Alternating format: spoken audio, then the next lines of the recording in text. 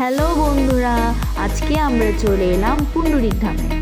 So আমরা চট্টগ্রাম থেকে এসেছি, সবাই মিলে এলাম। এখন আপনাদেরকে একটু দেখাতে চাই যে মন্দিরটা কেমন কেমন হয়েছে, বা যারা আসেনি তাদেরকে দেখানোর জন্য আমি এই ভিডিওটি করছি। সো এখন গাড়ি থেকে নেমে আমরা একটু সামনে দেখলাম, হাঁটলাম কিছুক্ষণ। হেঁটে ঘুরে দেখার পর আমরা আস্তে আস্তে মন্দিরে প্রবেশ করব।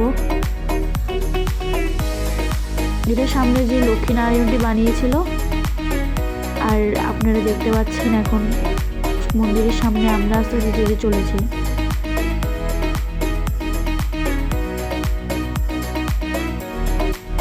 শেষমেশ মন্দিরে প্রবেশ করলাম। আর মন্দিরে ঢোকার সময় এই যে প্রথমেই যে শিব মন্দিরটা, এটা এখন অনেক সুন্দর করে ওরা ডেকোরেট করেছে। আগে কিন্তু এরকম ডেকোরেট করা ছিল না। তো পাশে একটা বাগানও হলো সুন্দর, আর সামনের দিকে দুটো নারায়ণ তৈরি করা হলো।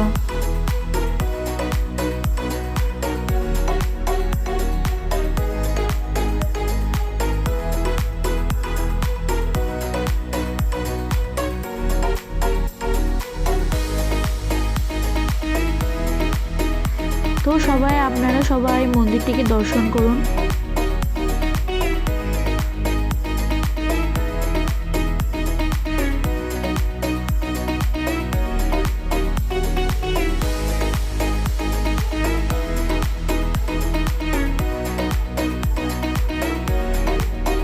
আমরা আস্তে আস্তে সবাই হেঁটে চললাম পুরো মন্দিরটিকে দর্শন করার জন্য।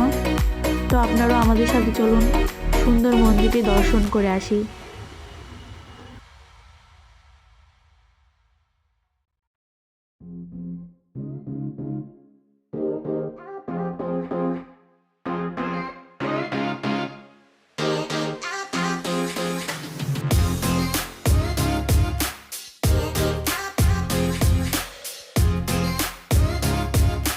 সো গাইস, এটা হচ্ছে শ্রীকৃষ্ণের 108 নাম, শতনাম। এটা জপ করে করে পুরো সার্কেলটা প্রদক্ষিণ করতে হবে।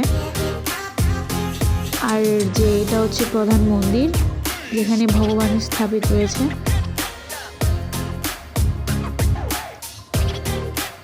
এই যে এই মন্দিরটি কত সুন্দর একটি মনোরম পরিবেশ আপনি দেখতে পাচ্ছেন।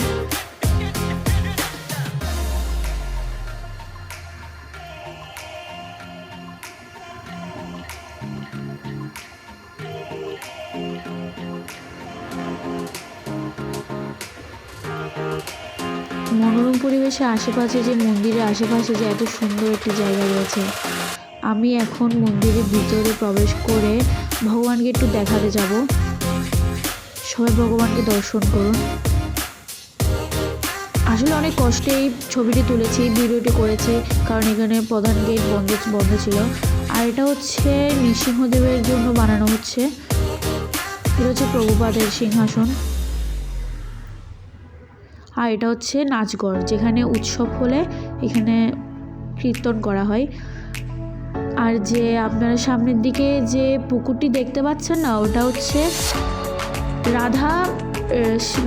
রাধার পায়ের প্রথম যে বুড়ো আঙ্গুলটি রয়েছে, ওই আঙ্গুলটির থেকে তৈরি হয়েছে। সো এই পুকুরে নামলে সবাই কেউ ওখানে পুকুরের পানি পা দিয়ে স্পর্শ করতে পারে না। এটি আসলে মাথায় একটু পানি লাগিয়েই এখানে একটু পবিত্র হতে হয়।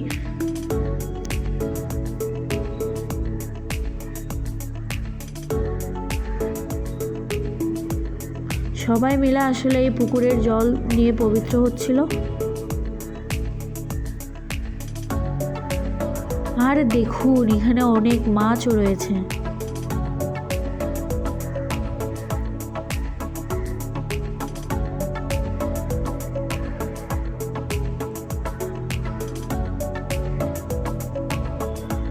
এবার আমরা পুরো মন্দিরটিকে ঘুরে ঘুরে দেখাবো।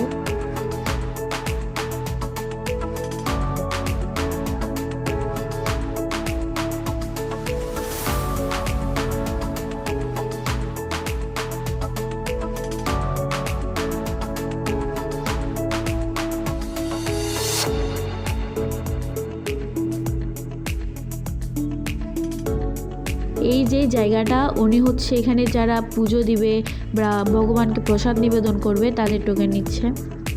আর এই মন্দিরটি দেখছি যে অনেক বছর আগের পুরনো একটি মন্দির, 500 বছর আগের একটি পুরনো মন্দির, যেটা আজও বিদ্যমান রয়েছে।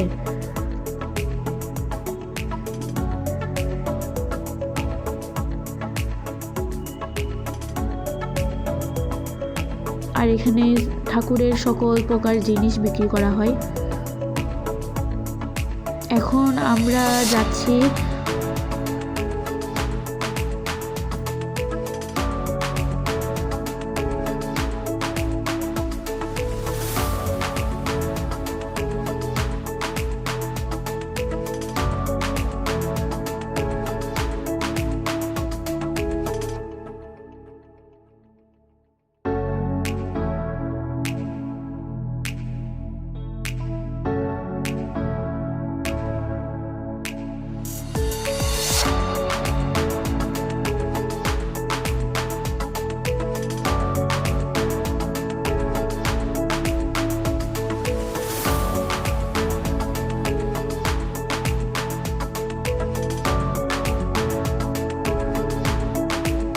সো গাইস, এটা হচ্ছে গেস্ট হাউস যেখানে ভক্তরা থাকে।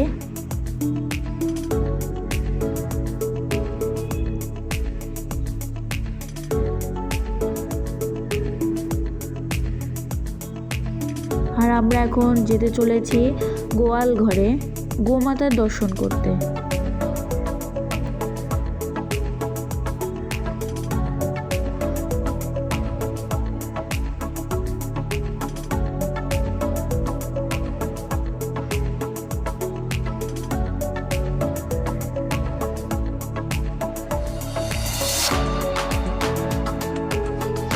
আমরা এখন পৌঁছে গেলাম গোমাতার কাছে।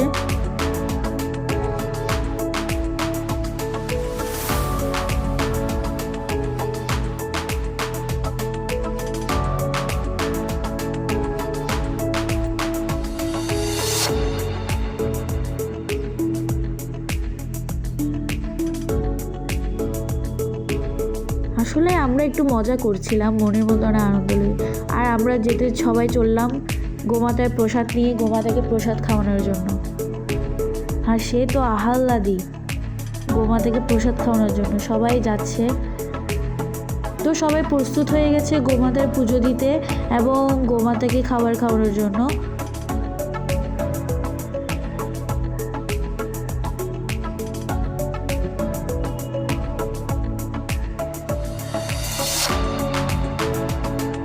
ছোট বড় সবাই গোমাতাকে দেখে অনেক আনন্দ পাচ্ছে। সবাই মানে খাবার খাওয়াচ্ছে, যে কতটুকু খাবার খাওয়ানো যায় ওরা সবাই প্রস্তুতি নিচ্ছে খাবার খাওয়ানোর জন্য।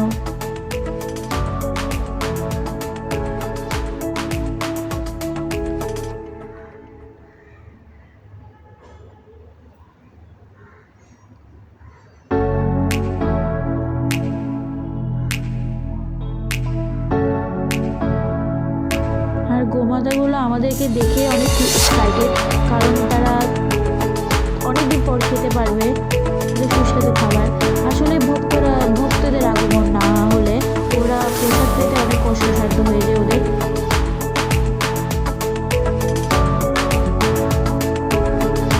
সবাই গোমাতার পুজো দিচ্ছে, গোমাতাকে আরতি করছে।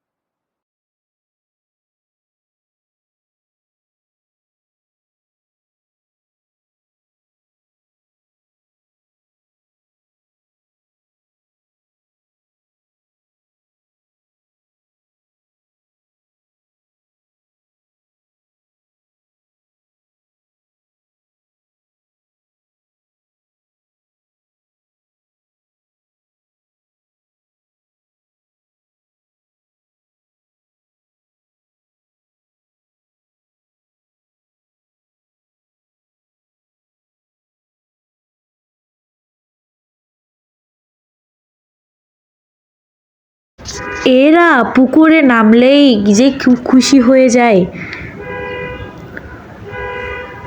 পুকুরে নামলেই মানে ওরা অনেক খুশি।